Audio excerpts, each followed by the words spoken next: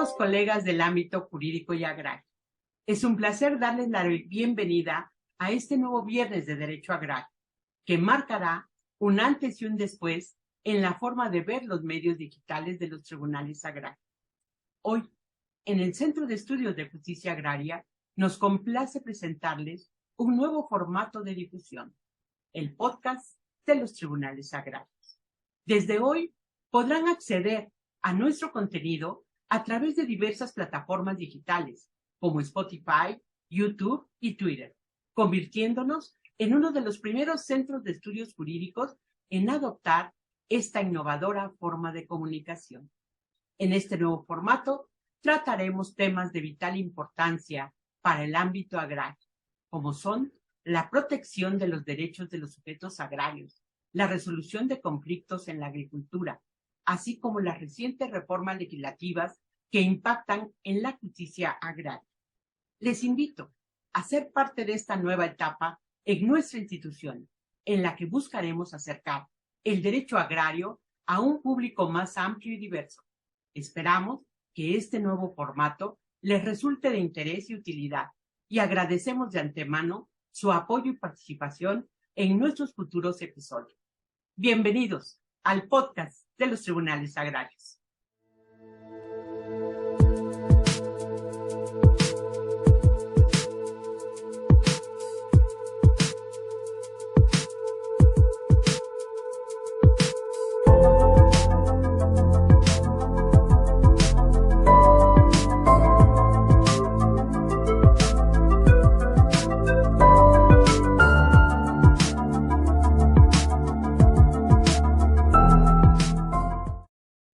Les damos la cordial bienvenida a este nuevo viernes de Derecho Agrario. En esta ocasión, les presento a la magistrada titular del Tribunal Unitario Agrario Distrito 15, doctora Imelda Carlos Basurto, una experta en Derecho Agrario con amplia experiencia en el ámbito judicial.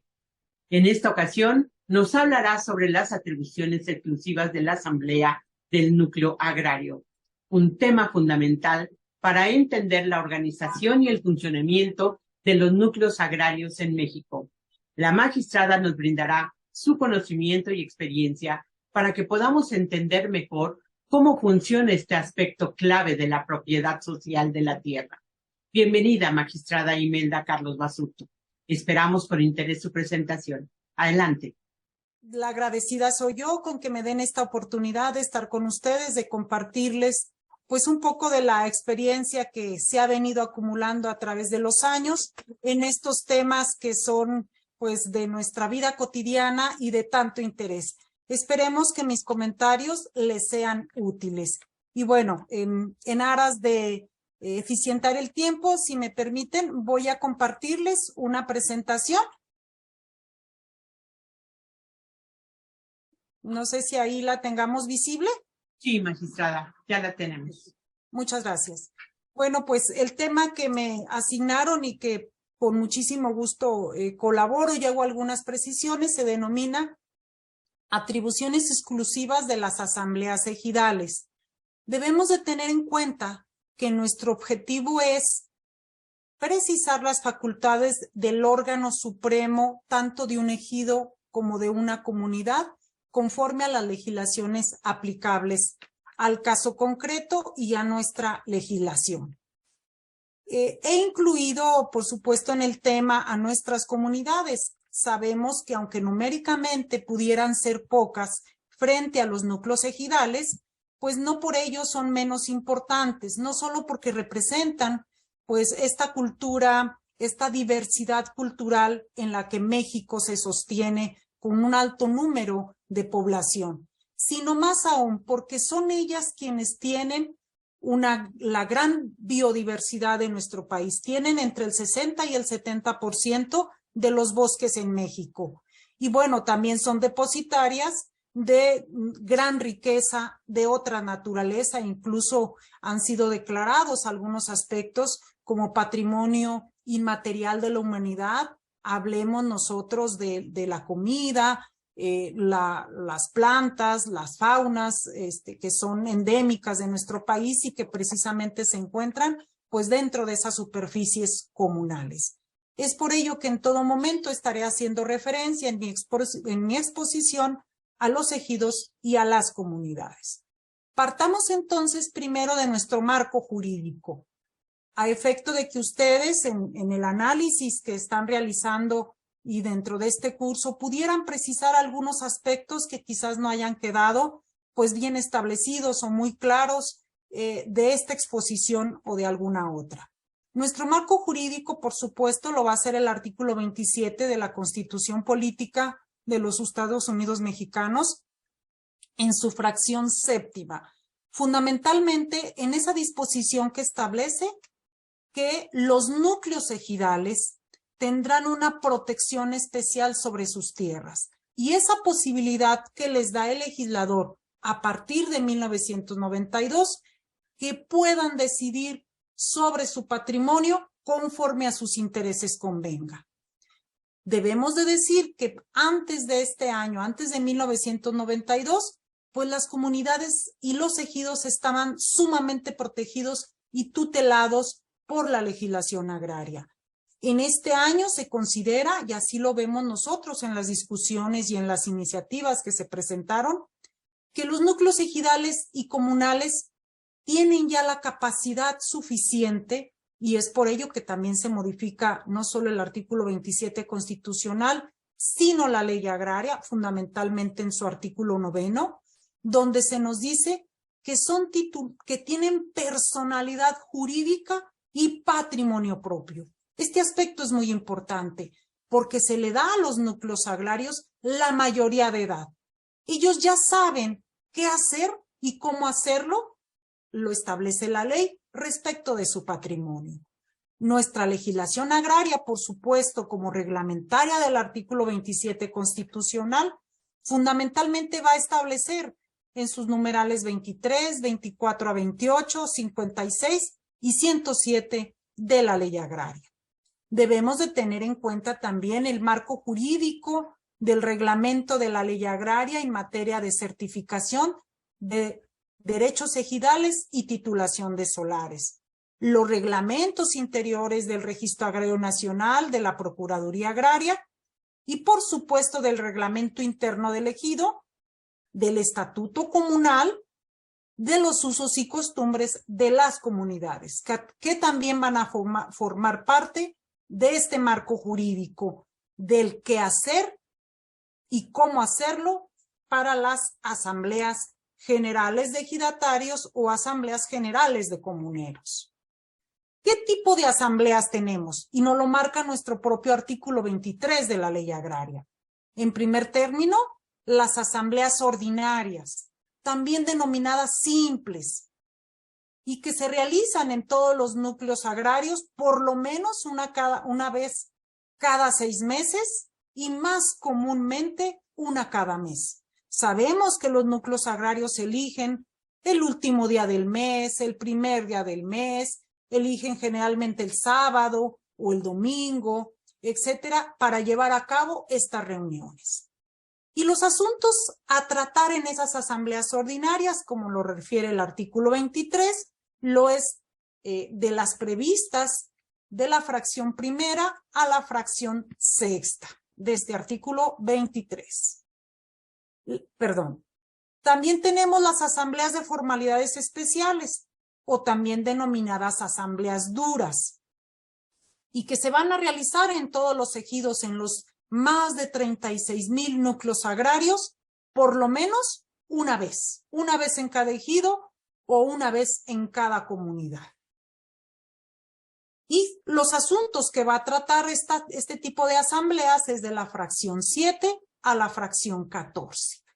Debemos de decir que se considera asambleas ordinarias que se van a atender asuntos de menor importancia y asambleas duras de mayor importancia. Sin embargo, como lo vamos a ver a continuación, tanto las ordinarias como las de formalidades especiales son sumamente importantes dentro de la vida comunal porque respecto de su patrimonio.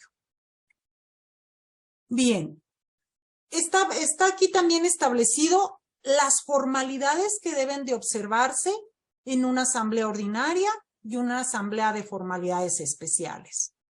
¿Qué formalidades deben de observarse para una asamblea ordinaria? Primeramente debe tener una convocatoria o cédula, la cual a su vez debe de tener como requisitos contener el orden del día o asuntos a tratar. No es válido jurídicamente que, como lo hacen los ejidos o en su caso las comunidades, pongan asuntos generales y en esos asuntos generales traten asuntos realmente de trascendencia. Este es algo muy común que lo vemos en la práctica. Sin embargo, aquí debemos de ser muy cuidadosos que esos asuntos a tratar si tienen cierta relevancia, si van a afectar derechos, se va a disponer de algunos numerarios económicos del ejido, otra cuestión de mayor importancia, expresamente tiene que estar consagrado en el orden del día para que sea jurídicamente válido. Por supuesto, esa convocatoria debe contener la fecha y el lugar en la que habrá de celebrarse esa asamblea, que generalmente lo sabemos es el lugar habitual o el lugar acostumbrado, cualquiera que sea este. Hay algunas comunidades, algunos ejidos que realmente celebran cuando no tienen casa ejidal, no tienen casa comunal, lo celebran en cualquier lado. Aquí lo importante es que sea el lugar habitual o el lugar acostumbrado. La temporalidad también es importante. Es decir, esta convocatoria debe expedirse que no menos 8 días, ni más de 15 días contados a partir del día de la asamblea, debiendo tomar en cuenta que son días hábiles, días naturales para los ejidos y para las comunidades. Esto es un elemento importante, porque para los tribunales agrarios nos regimos primeramente por lo que señala el artículo 190 de la Ley Agraria y lo que acota la jurisprudencia. Y generalmente son días hábiles, excluyendo días sábados, domingos y días festivos. Para las comunidades no, porque bien ellos todos los días pudieran ser días laborables. También requerimos que permanezcan estas convocatorias hasta el día de la asamblea por efectos de la publicidad. En cuanto al quórum, necesitamos para una asamblea ordinaria que por primera convocatoria estén presentes el 50% más 1. En tanto que respecto de una segunda convocatoria, pues bueno, que estén los que asistan por segunda o en su caso por ulterior convocatoria. La votación se deberá requerir que sea por mayoría de votos. Bien sabemos que el artículo 27 de la Ley Agraria nos precisa que debe de tomarse por mayoría de votos y también podrá sentarse quienes estén inconformes con esta decisión mayoritaria y hacerlo bajo protesta o con protesto. Acuerdos que serán válidos para los ausentes y para los disidentes. La asistencia, por supuesto, asistirán todos los ejidatarios o los comuneros legalmente reconocidos, debiendo pasarse lista de asistencia generalmente con un padrón ejidal o comunal, actualizado, expedido por el registro agrario. Levantaron el acta correspondiente, firmada por quienes en ella intervinieron, o bien con la impresión de la huella digital. Bien sabemos que para las asambleas de formalidades especiales van todos estos requisitos a aumentarse, a endurecerse, quizás por eso se denominan asambleas duras. Va a tener ahí el legislador mayor cuidado en que la convocatoria se expida con mayor tiempo, que estén presentes y exista quórum con el mayor número de ejidatarios posible, porque necesitamos darle legitimidad a esos acuerdos, que haya un consenso generalizado de los ejidos y evitar así violaciones al procedimiento. Nuestra convocatoria deberá publicarse con no menos de 30 días. Bien sabemos que México es un país rural. Y el fenómeno de la migración está presente. Entiendo yo que tienen que ser más de 30 días con la finalidad que aquellos que se encuentran fuera del núcleo ejidal o en su caso que tienen otras labores que realizar ese día para el que se está convocando, lo prevean como uno de los asuntos importantes para atender y asistir y votar. El orden del día también deberá estar previsto, deberá señalarse la fecha y el lugar acostumbrado, la temporalidad referimos con no menos de 30 días, deben permanecer igualmente hasta el día de la asamblea. En el quórum, aquí cambia, repetimos, si es por primera convocatoria, vamos a necesitar las 3/4 partes que asistan. En tanto que, por segunda u ulterior convocatoria, el 50% más 1, necesariamente. Pudieran convocarse X número de veces, es algo que con frecuencia, por lo menos a mí me preguntan los alumnos, decir, oiga maestra, ¿cuántas veces se puede convocar a una asamblea dura? ¿Cuántas veces así lo valore la asamblea? ¿Por segunda, por tercera, por cuarta, por quinta? Aquí lo relevante, lo importante es que exista el quórum legal para su celebración y que tiene que ser el 50 más 1. La votación tienen que ser las 2/3 partes, ¿sí? La asistencia es obvio que deben de ser ejidatarios o comuneros según se trate, pero además no establece la ley que esté presente la Procuraduría Agraria. ¿Para qué? ¿Cuál es la función de la Procuraduría Agraria en estas asambleas duras? La asesoría jurídica fundamental, que les guíe en la toma de decisiones. Sabemos que quien lo decide es la mayoría de los ejidatarios, pero que sean acuerdos apegados a derecho. Y por ello va a estar presente un funcionario de la Procuraduría Agraria.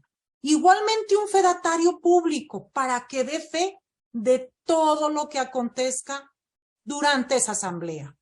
Dé fe de la instalación de la asamblea, que existe quórum, dé fe de la forma en que votaron y acordaron determinados puntos del orden del día, dé fe de la votación, es más, dé fe de la firma con la que están avalando su voto los ejidatarios o los comuneros. Por último, igualmente elaborar un acta con la huella o la firma de quienes intervinieron en esa asamblea. Y generalmente se protocoliza por parte del fedatario. Y son estas asambleas las que tendrán que ser presentadas al Registro Agrario Nacional para que, previo el legal procedimiento de inscripción, surtan plenos efectos jurídicos frente a terceros. Aquí les comparto un criterio jurisprudencial al respecto y que incluso me ha tocado darle seguimiento, cumplimentar algunos amparos en este sentido. Asambleas ordinarias. Nos han dicho los tribunales de amparo, sus acuerdos son jurídicamente válidos entre los ejidatarios. Con terceros o para terceros sí tendrían que estar, como lo refiere el artículo 150, 151 y 152 de la Ley Agraria, inscritas en el Registro Agrario Nacional. Aunque bien sabemos que las asambleas de formalidades especiales sí o sí tienen que estar inscritas en el RAN para que surtan sus efectos jurídicos, porque su inscripción forma parte de esta legalidad de estos acuerdos. ¿Sí? Bien. Retomemos nuestro tema central. ¿Cuáles son las atribuciones exclusivas de las asambleas ejidales y comunales? Nos dice el artículo 23. La asamblea se reunirá por lo menos una vez cada 6 meses o con mayor frecuencia cuando así lo determine su reglamento o su costumbre. serán de la competencia exclusiva de la Asamblea los siguientes asuntos. Hago hincapié. Competencia exclusiva. Con mucha frecuencia les comento, nos encontramos en nuestra práctica diaria que las partes, los ejidos, pretenden que el tribunal sustituya las facultades de la Asamblea en la asignación de un solar, de una parcela, en el destino, etcétera, etcétera. Esto lo tenemos que ver con mucho cuidado. Y hay muchos criterios jurisprudenciales a este respecto, donde es muy claro, y aquí aplicaría el principio de derecho que reza, que cuando el legislador no distingue, el juzgador no debe distinguir.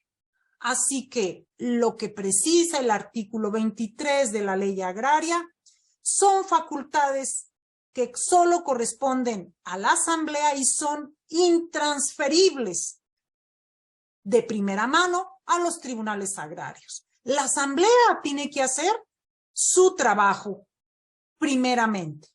En caso de conflicto, bueno, pues ya los tribunales agrarios, con esa plenitud de jurisdicción con la que gozamos, podremos intervenir al respecto. Bien.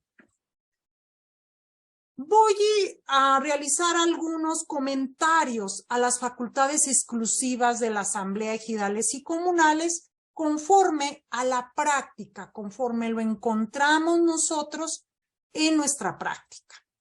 En primer término, nos dice la fracción primera del artículo 23, que las asambleas ordinarias, recordemos, fracción primera a la fracción sexta, asambleas ordinarias. Entre ellas la fracción primera. Son facultades de la Asamblea la formulación o la modificación del reglamento o del estatuto comunal. Este marco jurídico que va a regular, como aquí se indica, la vida doméstica de los núcleos agrarios, va a estar previsto en el artículo 10 de la Ley Agraria, por lo que hace a los ejidos, y en el artículo 99, fracción primera, de la Ley Agraria, por lo que hace a las comunidades. Estos son instrumentos jurídicos muy importantes dentro de un ejido y dentro de una comunidad, porque debemos recordar, como buenos juristas, que las leyes que establece el artículo 27 constitucional, la Ley Agraria, los reglamentos de la Ley Agraria y demás ordenamientos jurídicos que nos rigen, conllevan una norma general, abstracta e impersonal. Y entonces hay muchas circunstancias que suceden en relación con la organización dentro de los ejidos y de las comunidades, al igual que con su patrimonio, que no está previsto en la Ley Agraria, ninguna legislación. Incluso recordemos también, y parafraseando a la maestra Marta Chávez Padrón, ella nos dice, la legislación agraria no tiene lagunas, no, tiene océanos de posibilidades. Y efectivamente ustedes, al igual que yo en la práctica, advertimos que es prácticamente más lo que no dice la legislación agraria respecto de lo que sí dice en relación con nuestro quehacer. Y tenemos que llenar todas esas lagunas legales con la suplencia o la supletoriedad de otros ordenamientos jurídicos, que muchas veces son totalmente ajenos a la esencia y a la naturaleza del derecho agrario, del derecho social. Bien. Pero ahora sí, ese sería otro tema. Es por ello que los reglamentos internos y los estatutos comunales son muy importantes en la vida interna de los ejidos y de las comunidades porque vienen a colmar esas lagunas. Estos instrumentos jurídicos se elaboran generalmente con el auxilio de la Procuraduría Agraria y son aprobados en asamblea ordinaria.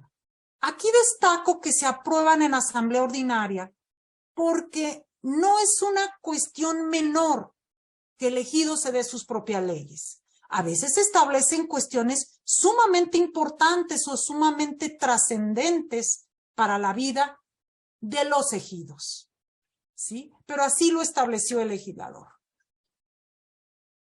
Repetimos, son de gran utilidad para regular la convivencia armónica de los integrantes de los núcleos agrarios.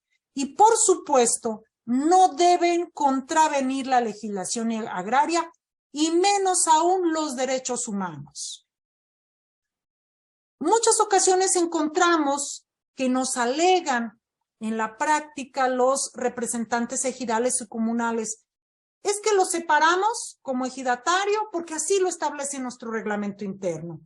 Y es que la asamblea es el máximo y supremo órgano dentro del ejido. Yo con frecuencia les acoto, les preciso, sí lo es, pero el reglamento interno, el estatuto comunal, las decisiones de la asamblea, nunca pueden estar por encima de la legislación agraria, y menos aún de los derechos humanos. ¿Qué se establece que son de importancia o de relevancia en los estatutos o en los reglamentos internos? Se establece el uso y el disfrute de los aguajes dentro de las ejidos y comunidades, el uso y disfrute de los pastizales, con independencia que son tierras de uso común, generalmente para pastar ganado. Se establece qué número de cabezas de ganado puede cada ejidatario tener válidamente dentro de estas tierras. Se establecen las faenas o fatigas, las cooperaciones dentro del ejido, las sanciones cuando no van a las asambleas, etc. Estas circunstancias que parecieran ser pequeñas, pero de verdad logran ser una contención, ser un marco jurídico que propicia la convivencia social armónica dentro de las comunidades. Porque aparte no debemos de olvidar que los ejidos y las comunidades, así nos los definen algunos juristas, como órganos o entes socioeconómicos jurídicos que tienen vida en relación con las tierras que han sido dotados o que han adquirido por cualquier otro medio, ¿sí? Incluso, muchas ocasiones en la práctica encontramos que regulan inclusive cómo habrán de organizarse para hacerle la fiesta al patrón del pueblo, al santoral del pueblo. Esto es jurídicamente válido porque dentro de esta connotación socioeconómica religiosa de estos entes agrarios. Siempre y cuando, bueno, pues no haya sido alguna norma, alguna disposición considerada ilegal por los tribunales agrarios o por el propio registro agrario. Así entonces es como se formula y se puede modificar total o parcialmente ese reglamento o estatuto comunal. ¿A qué me refiero? Puede modificarse cuantas veces así lo establezca la asamblea. Y puede modificarse todos sus artículos o solamente uno de ellos o inclusive algunas fracciones de alguno de los artículos que prevén estos instrumentos. También tenemos, conforme a la fracción segunda del artículo 23 de la Ley Agraria, que podrán aceptarse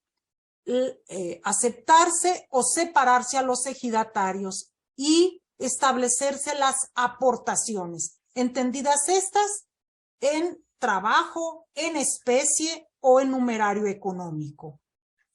Ya sabemos que los ejidos necesitan no solo, si bien es cierto, son una fuente de ingresos porque a través de la tierra y el cultivo de la tierra pueden los ejidatarios obtener su mínimo vital, muchas ocasiones también necesita de cooperaciones. Cooperaciones, repito, en dinero o en especie.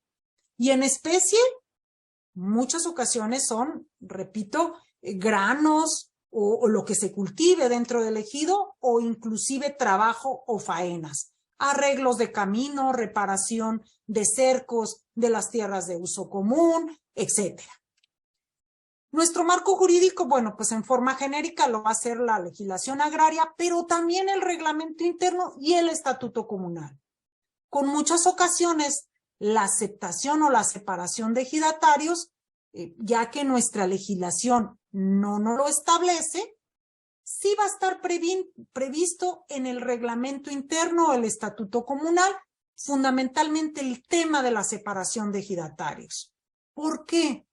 Porque necesitamos establecer sanciones para cuando los ejidatarios no se conduzcan dentro de la colectividad de la forma más honesta o bien cordial que debiera ser. Los requisitos para la aceptación de ejidatarios, podemos seguir lo que establece el artículo 15 de la Ley Agraria, en tanto que las causales de separación las prevé el reglamento interno y el estatuto comunal. ¿Cómo cuáles? ¿Cuáles encontramos en la práctica? Que lleven a cabo algunas cuestiones deshonestas, la dilapidación de bienes del ejido, el incumplimiento de algunas comisiones que le encargue la asamblea a algún ejidatario, faltar a las asambleas por n número de veces, entre otras circunstancias. Aquí tenemos que ser muy claros que en estos elementos de la separación o causales de separación no debe de contravenirse pues los derechos humanos. Recordemos que desgraciadamente nuestros núcleos ejidales, nuestros grupos, más aún los comunales, tienen muy arraigado el machismo. Hay comunidades que a las mujeres no se les permite, y es una realidad que todos ustedes conocen, no se les permite los ingresos a las asambleas comunales, e inclusive en algunos estatutos se establece que están impedidos para ser ejidatarios mujeres. Esto contraviene, por supuesto, derechos humanos y los principios de igualdad y demás no discriminación que establece nuestro artículo 2 constitucional, y por supuesto serían ilegales esos estatutos. Nos hemos encontrado, me ha tocado el caso, donde hay algunas causales de separación, por ejemplo, de declarar como testigo en algún juicio o un procedimiento en contra del ejido. Ya sabemos que también esto contraviene en forma específica el artículo 168 del supletorio Código Federal de Procedimientos Civiles, que establece que cualquier persona que tiene conocimiento de un hecho está obligado a declarar. Hay pues en algunos elementos que tendremos que ser cuidadosos en nuestro quehacer diario y aplicar sí el reglamento interno, sí el estatuto comunal, inclusive, repito, usos y costumbres en nuestros procedimientos, siempre y cuando no contravengan la ley y además no se contravengan también usos y costumbres que estén a tono con los derechos humanos. Bien, en este tema debemos de tener en cuenta estas tesis jurisprudenciales que rezan: suspensión de derechos ejidales, compete a la Asamblea General de Ejidatarios acordar su extinción. O bien, Asamblea General de Ejidatarios, la facultad para separar del núcleo de población a sus integrantes, prevista por el artículo 23, fracción tercera de la Ley Agraria, no se limita a las causas que al respecto contempla el artículo 20 de la Ley Agraria, sino a las contenidas en su reglamento interno. Bien, pasemos a una facultad diversa de la Asamblea. Fracción tercera. La Asamblea está facultada para recibir los informes del Comisariado Ejidal y del Consejo de Vigilancia, para elegir a los órganos de representación y vigilancia del ejido de la comunidad o inclusive remover a sus miembros. Vemos aquí en sí tres temas respecto de El marco jurídico están regulados fundamentalmente por el artículo 32 al 40 de la ley agraria y por el reglamento interno o el estatuto comunal.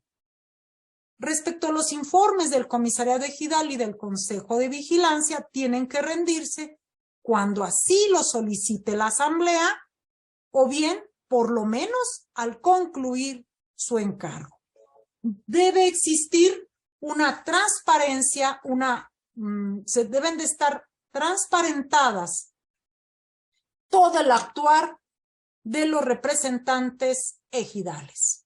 Ya sabemos que el Comisariado Ejidal es vigilado en su actuar por el Consejo de Vigilancia, pero generalmente esto pocas veces se cumple. Casi siempre pertenecen al mismo grupo y es difícil que sea un contrapeso el Consejo de Vigilancia.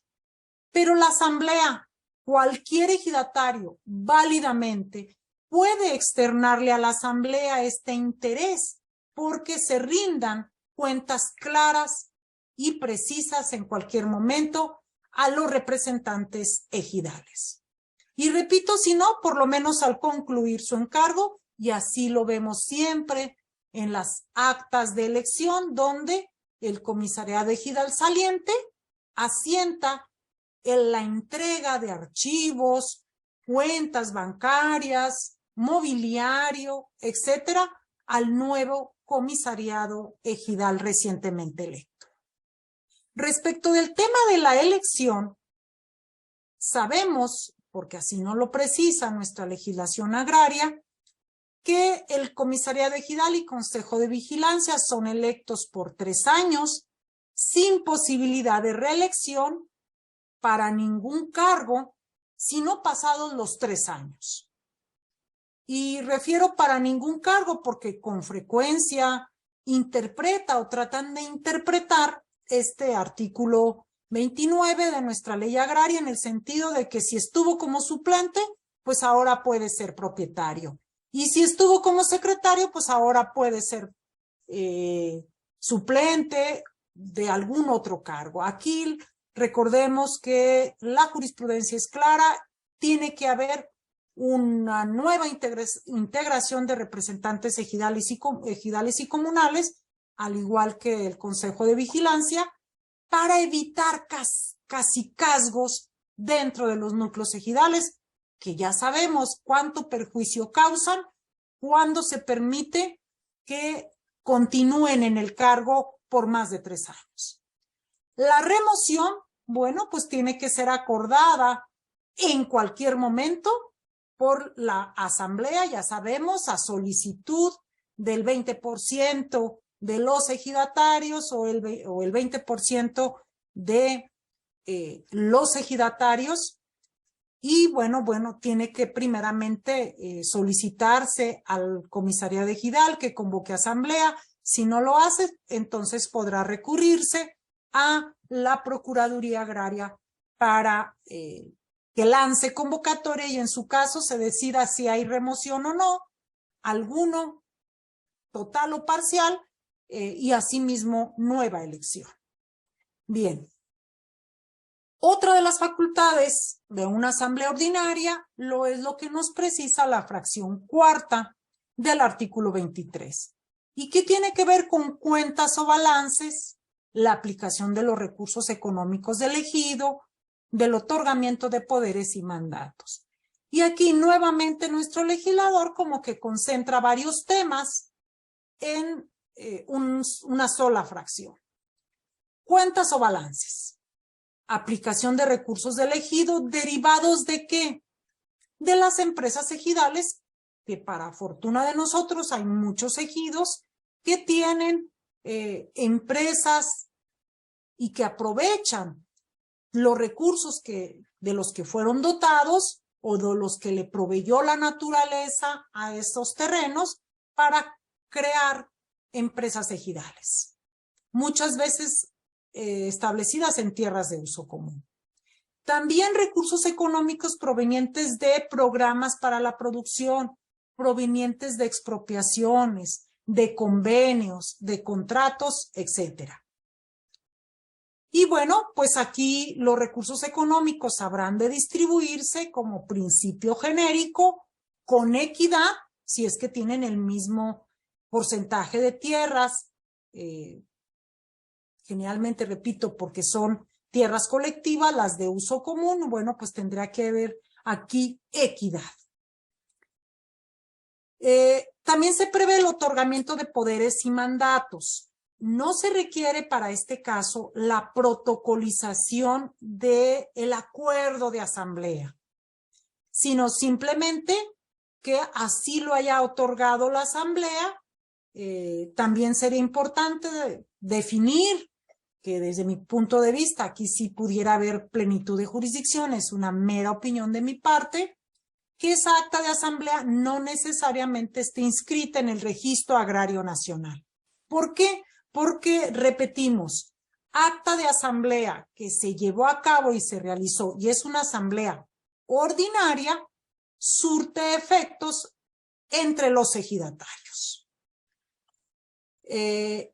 Debemos también aquí tener en cuenta esta tesis jurisprudencial que reza que Asamblea del Núcleo de Población Ejidal es un órgano encargado del ejido, facultado para otorgar poderes o mandatos en favor de terceros para representar el ejido, y cuyo contenido nos dice siempre y cuando esté avalado por una asamblea ejidal, es decir, que existan la decisión de la asamblea para otorgar estos mandatos. Solo así el comisariado ejidal estaría facultado para otorgar estos mandatos y generalmente comparecen ante notario público a otorgarlos, pero fundados en un acta de asamblea. Fracción cuarta. La asamblea podrá aprobar los contratos y los convenios que tengan por efecto el uso y el disfrute por terceros con tierras de uso común.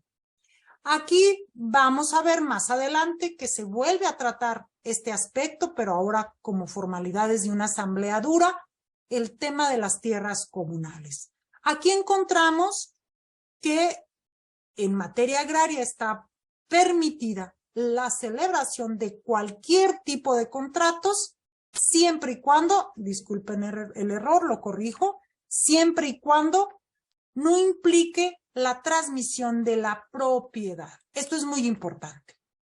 Tanto lo que nos dice el artículo 45, 46 de la ley agraria y el 75 de nuestra ley, tratándose de tierras ejidales y fundamentalmente de tierras de uso común, repito, se pueden celebrar cualquier tipo de contratos siempre y cuando no implique la transmisión de la propiedad, porque esa propiedad es una propiedad corporativa, es una propiedad originaria del núcleo ejidal o comunal. La distribución de las ganancias que arrojen las actividades del ejido, igualmente conforme a la fracción cuarta, son de la competencia de una asamblea ordinaria. Aquí reiteramos que estas ganancias pueden devenir de venta, inclusive venta de parcelas por los ejidatarios titulares. Aquí en el estado de Jalisco nos encontramos que en el reglamento interior del ejido o de la comunidad, o en su caso, conforme a los usos y costumbres tanto de ejidos como de comunidades, cuando hay una venta de parcela a terceros que originariamente no tienen la calidad de ejidatario, sino que la adquieren para poder adquirir un bien dentro de un ejido, el ejido establece una tasa, le pone un impuesto a esa compraventa. Generalmente es el 5% del total de la venta. Y esas ganancias que se consideran colectivas, aunados a las otras ganancias o entradas económicas que puede tener el ejido, habrá la asamblea de ponerse de acuerdo en cómo habrán de distribuirse. ¿Sí? siguiendo en todo momento el principio de equidad. Ya sabemos que luego suele suceder que dentro de los ejidos encontramos que en forma recurrente en los tribunales agrarios tenemos algún tipo de conflicto con algún ejidatario en específico y el núcleo ejidal. No se le quiere por alguna razón específica o incluso muchas veces ni lo llegamos a conocer la verdadera razón, pero no se le quiere a un ejidatario, así que se le separa, se le castigan las ganancias, etc. Aquí este principio de equidad debe de estar pues establecido, garantizado, y en nuestro actuar como juzgadores debemos proteger y cuidar esos elementos, que esa distribución sea equitativa como principio general. Ahora bien, ya repetimos, facultades de una asamblea ordinaria, fracción primera a la fracción sexta. Como vimos, son asuntos que en realidad no son de mínima importancia, porque a través de ellos puede cambiar la conformación de un ejido. Sin embargo, bueno, pues así lo estableció el legislador. De la fracción 7 a la fracción 14, vamos a encontrar aquellas facultades de la asamblea en la que se van a endurecer todos los requisitos para que exista mayor cuidado en la legalidad de los acuerdos que tome esa asamblea. Así iniciamos con esta fracción 7, a la que también le hemos añadido la fracción 8, porque justamente tiene mucho que ver estos temas. Y bueno, el marco jurídico aquí lo ampliamos y lo precisamos un poco, porque nos lo establece fundamentalmente el artículo 23, el artículo 44, el artículo 56, el artículo 56, perdón, a 62, y algunos otros de la ley agraria. Así como le agregamos el reglamento de la ley agraria en materia de certificación de derechos ejidales y titulación de solares. Y podemos agregar muchos otros, por ejemplo, el reglamento que establece las normas técnicas del RAN para la certificación de ejidos y comunidades, y bueno, los reglamentos interiores de la Procuraduría Agraria, del Registro Agrario Nacional, etcétera. Todo esto a título de marco jurídico. Generalmente estas fracciones, decíamos, se van a aplicar cuando se lleve a cabo dentro de los ejidos algún programa denominado PROCEDE, Programa de Certificación de Derechos Ejidales y Titulación de Solares, que estuvo vigente de 1993 al año 2007. Posteriormente fue sustituido por el programa FANAR, denominado Fondo de Apoyo para Núcleos Agrarios sin Regularizar, y estuvo vigente pues del año 2001 al año 2019. Posteriormente, el RAJA, o también que significa Programa de Regularización y Registro de Actos Jurídicos Agrarios, y está vigente desde el año 2000 a la fecha. Por último, se llevan también a cabo en los núcleos ejidales asambleas que se realizan que se aplican justamente estas funciones o facultades de la asamblea, pero que son organizadas no al tenor de algún programa, sino que son empresas particulares quienes llevan a cabo la delimitación de todas las áreas dentro del ejido. Por ello, si nosotros consultamos programa PINA, vamos a encontrar que el 98% de los núcleos ejidales en México han aplicado algún tipo de este programa. Programas que también nos es sabido, son programas gratuitos, programas voluntarios y, bueno, pues tienen como finalidad, como nos lo dice la fracción 7, y fracción 8, señalar y delimitar las áreas necesarias dentro de los ejidos o de las comunidades para el asentamiento humano, para el fondo legal, para determinar las parcelas con destino específico o aquellas que habrán de asignarse a cada ejidatario, a los posesionarios, o inclusive la asignación de solares a ejidatarios o a vecindados. Asimismo, localizar el área urbana del ejido. E igualmente, llevar a cabo el reconocimiento del parcelamiento económico o de hecho de los ejidatarios y de los posesionarios, ¿sí?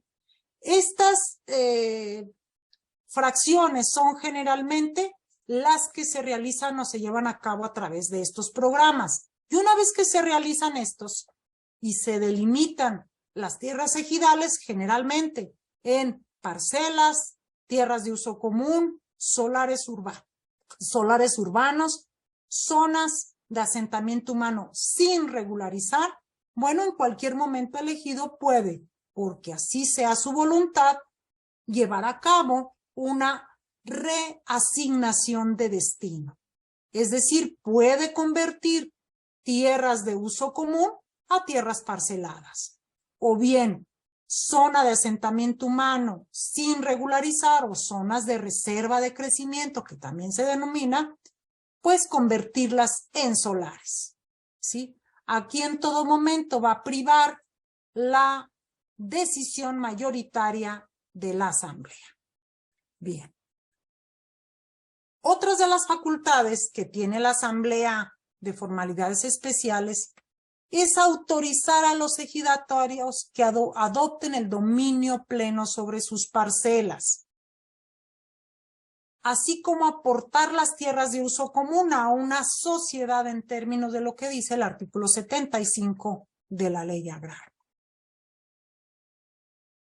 Esta acta de asamblea, bueno, pues al igual que todas las demás, tienen que ser calificadas por el Registro Agrario Nacional, pero específicamente las de adopción de dominio pleno, tiene que ser calificada por oficinas centrales del Registro Agrario Nacional porque hay un cambio de propiedad. Tenemos propiedad social en poder del ejido o de la titularidad de los ejidatarios y va a migrar, va a cambiar a través de esta figura de adopción de dominio pleno a propiedad privada. Y va a haber una modificación en el mosaico ejidal, que justamente es una de las funciones que tiene oficinas centrales. La aportación de tierras de uso común a una sociedad debe de llevarse a cabo siempre y cuando no implique la transmisión de propiedad y deberemos aplicar lo que refiere el artículo 74 de la Ley Agraria en el sentido de que las tierras comunales las tierras de uso común son inalienables, imprescriptibles y inembargables. Bien. En su fracción décima y en su fracción 14, nuestro artículo 23 de la Ley Agraria, como una de las facultades más de la asambleadura, está la delimitación, asignación y destino de las tierras de uso común y su régimen de explotación. Asimismo, la fracción décima cuarta nos dice que la asamblea podrá instaurar, modificar o cancelar el régimen de explotación colectiva. Recordemos que esta circunstancia generalmente se lleva a través de los programas que arriba ya destacamos o bien a través de asambleas de redestino o inclusive en aquellos ejidos o en aquellas comunidades donde todas las tierras las delimitaron como de uso común,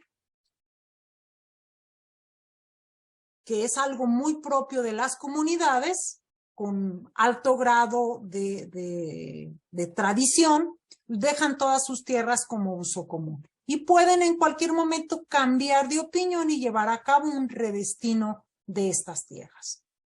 También destacamos que en México existen pocos ejidos con régimen de explotación colectiva. Es un régimen, la explotación colectiva es más propia de las comunidades. Y bueno, esta explotación colectiva deberá ser regulada por el estatuto comunal o por el reglamento interno. Y repito, la asamblea tiene facultades para instaurarla, modificarla, cancelarla, este régimen de explotación colectiva o en su caso, destinar, asignar o redestinar estas tierras de uso común.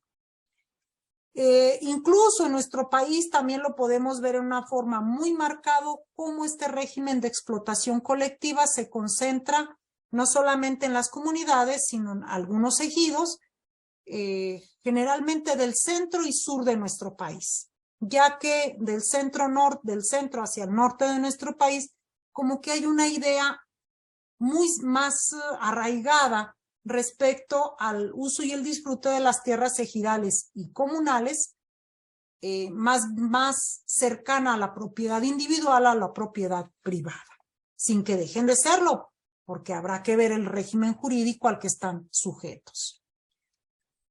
En su fracción 11, también se establece que es facultad de la asamblea la división del ejido o su fusión con otros ejidos, e inclusive viceversa, es decir, también una comunidad puede dividirse o fusionarse. ¿Con quién? Con otros ejidos, con otras comunidades, etc. Aquí hay plena libertad. Bastaría entonces que esté regulado reglas claras y específicas en su reglamento interno. ¿Qué encontramos conforme a la práctica? Que es muy poco frecuente que se lleve a cabo la fusión con otros ejidos, o en su caso su división. Hay más bien la tendencia de convertir una comunidad a ejido, y ya convertido ejido, terminar con el régimen comunal. Hay también algunos otros casos que he conocido de propia mano en la que se divide una comunidad y parte de esa comunidad continúa como tal, continúa como comunidad, y otra parte de la población y de sus tierras, bueno, pues asume el régimen ejidal. O bien puede también suceder que del régimen comunal se convierta al régimen ejidal y ya como régimen ejidal se dividan los ejidos. Sin embargo, bueno, pues son casos muy escasos los que esto llega a suceder en la práctica. En su fracción 12, se le faculta a la asamblea para que termine con el régimen ejidal, previo dictamen que elabore la Procuraduría Agraria solicitado por el núcleo de población y se determine que ya no hay elementos que garanticen la permanencia de esa comunidad. La legislación agraria no nos señala cuáles pudieran ser esos elementos. Si en cambio alguna circular por ahí que me tocó tener en manos por parte de la Procuraduría Agraria, donde sí se establece cuáles serían esos elementos por los cuales el ejido ya no pudiera seguir como tal, porque ahora sí que ya se extinguió su finalidad. Entre otras, bueno, está el hecho de que la mayoría de sus tierras ya estén sujetas a la propiedad privada o propiedad pública, según sea el caso, porque un ejido puede ser expropiado, pueden adoptar dominio pleno sus ejidatarios, puede incluso haber mermado el censo ejidal al punto que a veces no hay ni siquiera ejidatarios para que integren la representación ejidal en cuanto a sus 12 integrantes. Puede haber diversas causas, pero aquí que como primer elemento que necesitamos que lo solicite al ejido, que le solicite el ejido a la Procuraduría Agraria que dictamine, que la Procuraduría Agraria lleve a cabo este estudio jurídico de campo y llegue a concluir si existen o no las condiciones necesarias para la permanencia o no del ejido. El artículo 29 de la ley agraria nos señala un mini procedimiento, que es por supuesto un procedimiento de tipo administrativo que la Asamblea tendrá que llevarla a cabo e inscribirse en el Registro Agrario Nacional para que surte efectos. ¿Qué elementos deben de tomarse en cuenta conforme este numeral 29 de la ley agraria? En primer lugar, prever la liquidación de las obligaciones, porque como ya sabemos, el ejido es una persona moral de derecho social que tiene derechos, las que la legislación agraria le confiere, pero también tiene obligaciones de tipo fiscal, de tipo comercial, quizás tenga contratos de asociación para la producción, tenga convenios, etcétera. Entonces, que esas obligaciones sean liquidadas como una condición necesaria para que se extinga como persona moral. Que adopten el dominio pleno sobre las tierras del ejido, todos sus ejidatarios, excepto, por supuesto, que se trate de bosques o selvas, ya que en el caso de las selvas, en el caso fundamentalmente, ya sabemos que hay ejidos que fueron dotados de zonas boscosas y de selvas. En caso de que el ejido termine este régimen ejidal, bueno, pues esos bienes pasan a propiedad de la nación. Además, es necesario que exista una distribución y asignación a los ejidatarios del total de las tierras del ejido para que adopten ese dominio pleno. Por supuesto que en ningún caso deberán de exceder las asignaciones a los ejidatarios de los límites que establece la pequeña propiedad. Este es un elemento importante a observarse. Y por último, realizarse la publicación de la terminación del régimen ejidal en el Diario Oficial de la Federación. Esta publicación la establece la ley. No entiendo yo mucho cuál es el sentido práctico de que sea en el Diario Oficial de la Federación. A lo mejor fuera necesario solo en la Gaceta del Gobierno del Estado en el que se encuentre ese ejido, porque es más probable que se conozca en la región que sea en el Diario Oficial de la Federación. Quizás el legislador así lo estableció porque, bueno, pues también allá se publica en el Diario Oficial de la Federación la resolución presidencial con la que se crea el ejido o la comunidad. Pero más bien es una cuestión histórica más que práctica. Bien.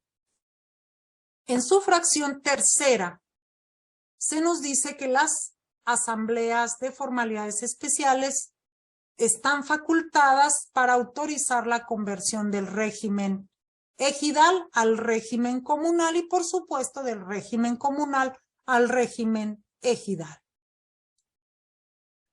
Sabemos que es un procedimiento que, si bien está limitado, y bueno, pues para nuestra fortuna, quienes somos amantes del derecho agrario, estos procedimientos están limitados porque si no tendieran a desaparecer la propiedad social, pero es un procedimiento que, si bien es limitado, se percibe en la práctica más conversión de comunidades a ejidos.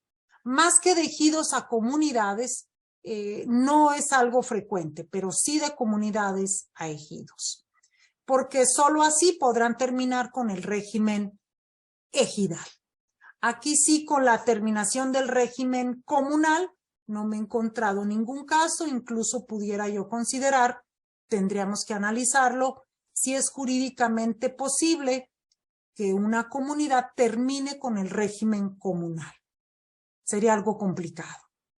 Pero sí es frecuente que las comunidades se conviertan en ejidos y ya convertidos a ejidos terminen con el régimen y puedan liberalizar la propiedad.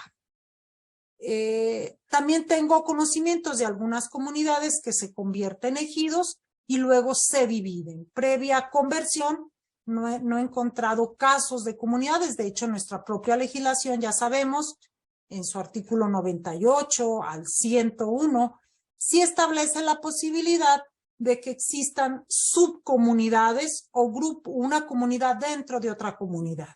Incluso en la región sur de nuestro país encontramos como muchas subcomunidades, incluso que no comparten ni su misma lengua, su misma cosmovisión, etcétera, y sí coexisten como una sola comunidad, como un solo ente jurídico.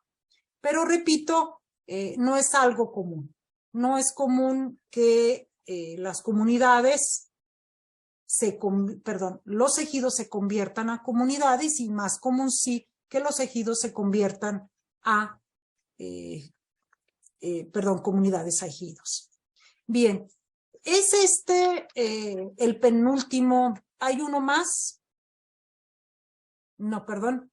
Hay una fracción más, la fracción 14. Perdón. La fracción 12, perdón, no, debe de ser la 14. Y es, nada más que aquí hay un error, me disculpo. La última de las facultades que se establece por el artículo 23 para una asamblea dura son las demás que establezca la ley y el reglamento interno del ejido. Es una mención muy genérica que debería de valorarse, como lo establezco en esta diapositiva, si son de la importancia de una asamblea ordinaria o son de la importancia de una asamblea de formalidades especiales. Es una cuestión a valorarse según el caso concreto. ¿Qué casos sí conozco que se requiere una asamblea de formalidades especiales? Algunos casos en donde se tratan o se someten a consideración de la asamblea algunos convenios que van a ser aprobados por los tribunales agrarios para la solución de algunas controversias que implican la asignación de solares o parcelas sin asignar. Esto es importante. Yo en la práctica, cuando hay un cambio, cuando hay un cambio de propiedad, un cambio de régimen, aun y cuando las partes lo convengan, sí les solicito que lo sometan a consideración de una asamblea dura, porque es necesario que esa asamblea se pronuncie y sobre todo que transcurre el término que nos establece el artículo 61 de la Ley Agraria para que esas decisiones adquieran definitividad, ¿sí? Es importante que los titulares de esas tierras externen con las formalidades de una asamblea dura su decisión sobre algunos convenios que en materia agraria se pudieran llegar a presentar. Repito, esto es, bueno, a la prudencia del juzgador y a su plenitud de jurisdicción. Este es el último, la fracción cuarta del artículo 23 de la Ley Agraria, en donde podemos encontrar nosotros casos muy específicos que pudieran ser de la importancia para una asamblea dura o no tanto para una asamblea ordinaria. Aquí tendríamos que valorar el caso concreto. Por último, pues solamente me resta darle las gracias por su atención. Estoy a la orden y a su disposición. Fue una exposición pues muy rápida, esperando que luego a veces las preguntas son más interesantes que lo que la propia ley nos dice. Ya de todos es conocido el contenido de esta legislación, de este artículo 23, y a veces lo importante o lo relevante de estas charlas es lo que podamos compartir conforme a nuestra experiencia diaria, de su servidora o bien de ustedes. Así que estoy a la orden y a la disposición. Muchísimas gracias, magistrada. Pues vamos a hacer entrega del reconocimiento, magistrada. De verdad, vaya, son temas extensos que generalmente requieren mucho más tiempo. Sin embargo, tratamos de que sea lo mejor para todos nuestros participantes. Dice el Tribunal Superior Agrario, a través del Centro de Estudios de Justicia Agraria y Capacitación, otorga el reconocimiento a la doctora Imelda Carlos Basurto, magistrada del Tribunal Unitario Agrario, Distrito 15. ¿No es 15 o sí, magistrada? Sí, 15, Sí, 15 sí, como. bueno, porque está ahorita comisionada, ¿verdad? Así es, así es. Ok. En mérito a su excelente disertación en el concurso de servicio profesional de carrera en los tribunales agrarios como ponente del curso propedéutico con el tema Atribuciones exclusivas de la Asamblea de Núcleos Agrarios, lo cual contribuyó a la mejora continua de las y los aspirantes a ocupar los próximos cargos. Está asignado con fecha 27 de abril y signado por su servidora.